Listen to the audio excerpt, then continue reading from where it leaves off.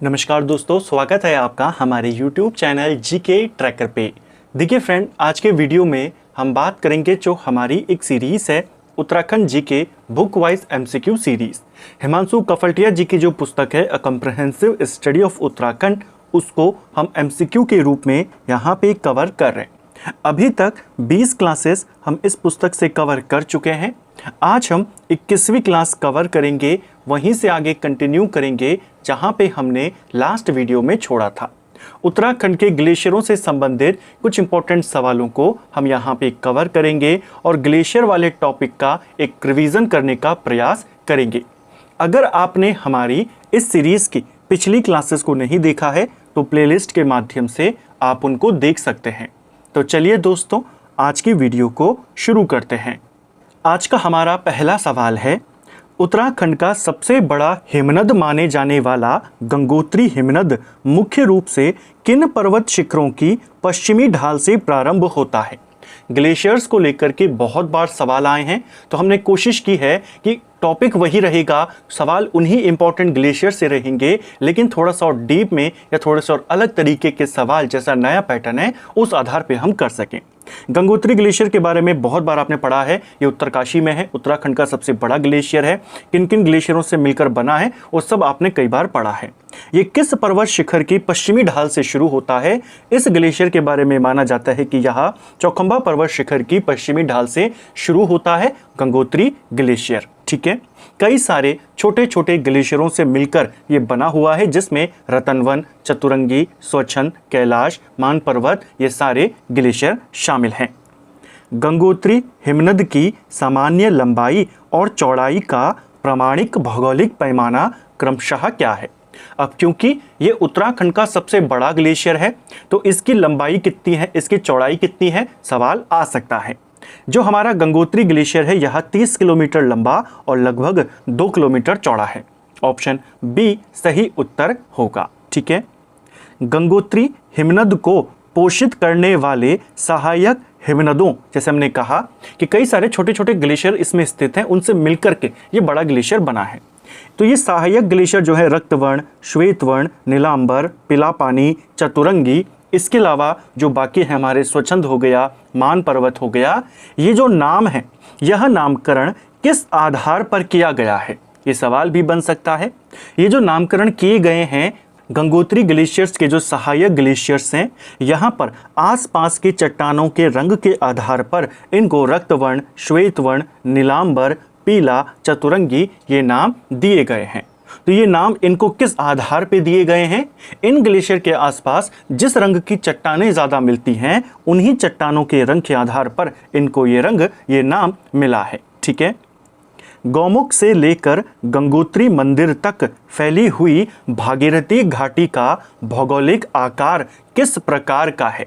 तो गौमुख से लेकर के गंगोत्री तक जो पूरा ग्लेशियर के माध्यम से घाटी बनी हुई है उसे भागीरथी घाटी कहते हैं। जो नदी के माध्यम से बनती है उसे भागीरथी नदी घाटी कहते हैं या भागीरथी नदी की घाटी।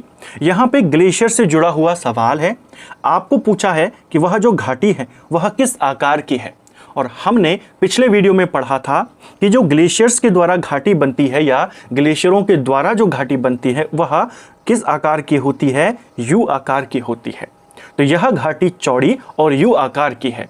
नदियों के द्वारा जो बनती है वह संकरी होती है, पतली होती है और वी आकार की होती है। ठीक है, गंगोत्री हिमनद की दक्षिणी सीमा केदारनाथ, सुमेरु पर्वत और भरतेखुंटा द्वारा निर्मित होती है।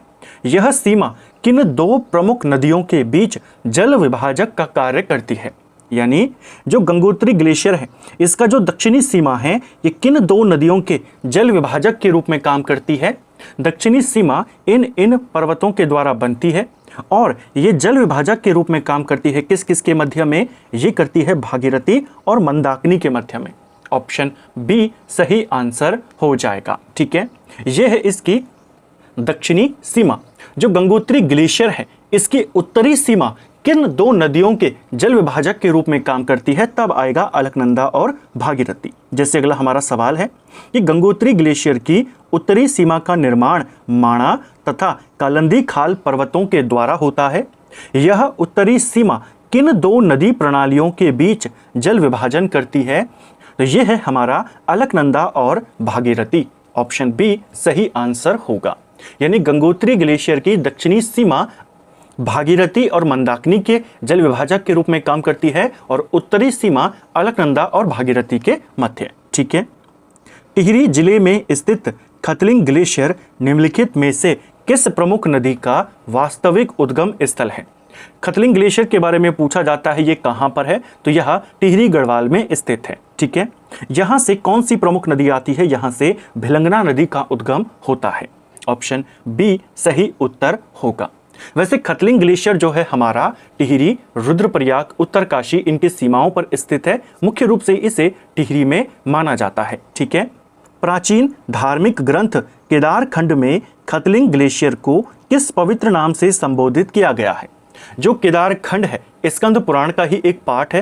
तो स्कंद पुराण में या केदारखंड में जो हमारा खतलिंग ग्लेशियर है, इसके लिए कौन सा शब्द आया है, कौन सा नाम आया है? इसे स्फटिक लिंग कहा गया है। दुनिया का विशालतम शिवलिंग माना जाता है खतलिंग ग्लेशियर को, दुनिया का सबसे बड़ा प्राकृतिक शिवलिंग। ठीक है। केदारखंड के अनुसार जो वर्णित किया गया है पुराणों में स्फटिक लिंग के बारे में, वो खतलिंग ग्लेशियर को ही माना गया है। ऑप्शन बी सही उत्तर होगा। खतलिंग ग्लेशियर को पोषित करने वाले या उसमें आकर मिलने वाले 3 छोटे हिमनदों का सही समूह कौन सा है? जो खतलिंग ग्लेशियर है ये भी 3 छोटे छोटे ग्लेशियरों से मिलकर बना हुआ है। इनमें 3 कौन कौन से हैं? एक है आपका कंथा, जिसे कुछ जगहों पर कांठा या कंठा भी लिखा गया है। एक है सतलिंग और एक है दूध डोडा। तो इन तीनों से मिलकर या इन तीनों से पोषित होता है खतलिंग ग्लेशियर। ऑप्शन बी सही आंसर होगा। ठीक है। सूची 1 को सूची 2 से यहां पर आपने मिलान करनी है।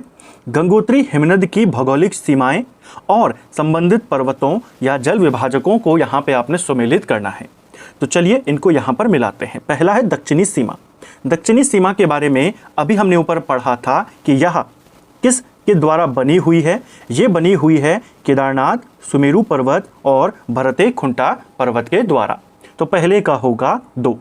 उत्तरी सीमा ये किसके द्वारा बनी हुई है? ये बनी है माणा और कालंदी खाल पर्वत के द्वारा। दूसरे का होगा 1। उत्तरी जल विभाजन यानी जो उत्तरी सीमा है वो किस नदियों के जल विभाजक के रूप में काम करती है? ये करती है भागीरथी और अलकनंदा।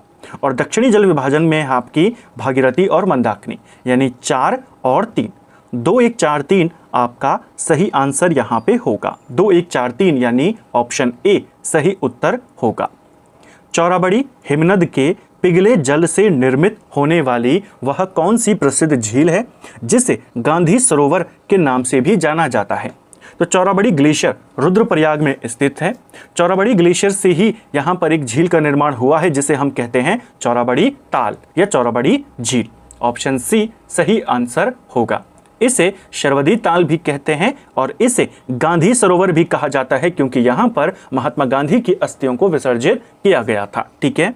यही ताल जो है चौराबड़ी ताल, यहीं से निकलती है मंदाकिनी नदी। ठीक है। अगला, अलकनंदा नदी का उद्गम सतोपंत हिमनद से होने के बाद वह किस प्रसिद्ध स्थान के निकट सरस्वती नदी से मिल जाती है? तो देखिए, अलकनंदा नदी आती है संतोपंत ग्लेशियर से, चमोली में यह स्थित है। यहाँ से आने के बाद केशव प्रयाग में यह सरस्वती से संगम करती है। अब यहाँ पे आपको केशव प्रयाग दिया नहीं गया है, निकट पूछा है कि किस जगह के निकट ये सरस्वती में मिलती है। तो केशव प्रयाग है आपका माणा के निकट। तो जो हमारी सरस्वती नदी है यह अलकनंदा के साथ केशव प्रयाग में माणा के नजदीक संगम करती है। ऑप्शन सी सही आंसर होगा। नेक्स्ट है, बंदरपूंछ हिमनद की किस विशिष्ट भौगोलिक विशेषता के कारण यहाँ बहुत विशाल मोरेन निक्षेप पाए जाते हैं? यानी जो ग्लेशियरों के छोटे छोटे कण होते हैं उनका जमाव यहाँ पर लगा रहता है, बहुत बड़ा ढेर यहाँ पे बना हुआ है। ये किस वजह से होता है? ये होता है क्योंकि इसकी ढालें बहुत कम हैं, जिस वजह से वहाँ पे जमाव हो जाता है। ठीक है। जो बंदरपूंछ ग्लेशियर है हमारा यमुनोत्री घाटी या यमुना घाटी में स्थित है। यमुना नदी का उद्गम यहीं से निकलता है। यमुनोत्री जो है हमारा यहीं पर स्थित है। इसकी ढालें जो हैं वो बहुत कम हैं, जिस कारण यहाँ पर विशाल मोरेन निक्षेप पाए जाते हैं। चमोली स्थित वह ग्लेशियर जो नीलकंठ पर्वत के पूर्वी भाग में आराम कुर्सी की आकृति बनाते हैं कौन से हैं? तो इनमें से कौन से हमारे ऐसे ग्लेशियर हैं जो चमोली में हैं? नीलकंठ पर्वत के पूर्वी भाग में आराम कुर्सी की आकृति जैसे वो बनाते हैं। ये ग्लेशियर हैं हमारे भागीरथी ग्लेशियर और सतोपंत ग्लेशियर। ऑप्शन सी सही आंसर हो जाएगा। ठीक है, ये दोनों के दोनों आराम कुर्सी की आकृति यहां पे बनाते हैं। ठीक है, पिंडारी ग्लेशियर किन दो पर्वतों के मध्य में स्थित है? जो हमारा एक और प्रसिद्ध ग्लेशियर है पिंडारी ग्लेशियर, बागेश्वर जनपद में इसे माना जाता है। उत्तराखंड का दूसरा सबसे बड़ा ग्लेशियर है। पहला सबसे बड़ा ग्लेशियर गंगोत्री है, दूसरा पिंडारी है और तीसरा मिलम ग्लेशियर है। तो पिंडारी ग्लेशियर आता है बागेश्वर में, अलग अलग जनपदों में इसका फैलाव है, लेकिन मुख्य रूप से इसे बागेश्वर में माना जाता है और यह नंदा देवी और नंदाकोट पर्वतों के मध्य में स्थित है। ऑप्शन ए सही आंसर हो जाएगा। ठीक है, पिथौरागढ़ जिले में त्रिशूल पर्वत की दक्षिणी ढाल पर स्थित 16 किलोमीटर लंबा मिलम ग्लेशियर मुख्य रूप से किस नदी का उद्गम स्थल है? मिलम ग्लेशियर हमारा तीसरा सबसे बड़ा ग्लेशियर है, लेकिन ये पूर्ण रूप से कुमाऊं के अंदर स्थित है, इसीलिए इसे कुमाऊं का सबसे बड़ा ग्लेशियर माना जाता है। ठीक है, पिंडारी को भी मुख्य रूप से बागेश्वर में मानते हैं, लेकिन उसका कुछ हिस्सा गढ़वाल में भी माना जाता है। ठीक है, तो पूर्ण रूप से कुमाऊं में स्थित कुमाऊं का सबसे बड़ा ग्लेशियर कौन सा है? मिलम ग्लेशियर। ये पिथौरागढ़ में है, त्रिशूल पर्वत की दक्षिणी ढालों पर स्थित है और यहां से निकलती है गोरी गंगा। ऑप्शन ए सही आंसर होगा। एक एग्जाम में आपको मिलम ग्लेशियर का उद्गम या मिलम ग्लेशियर से किस नदी का उद्गम होता है, तो काली नदी को उसका आंसर माना गया था, क्योंकि गोरी आगे जाकर पिथौरागढ़ के जौलजीबी में काली के साथ संगम कर लेती है। ठीक है, कुमाऊं के पिथौरागढ़ जिले में स्थित वह कौन सा हिमनद है जो पूर्वी रामगंगा नदी का वास्तविक उद्गम स्थल है?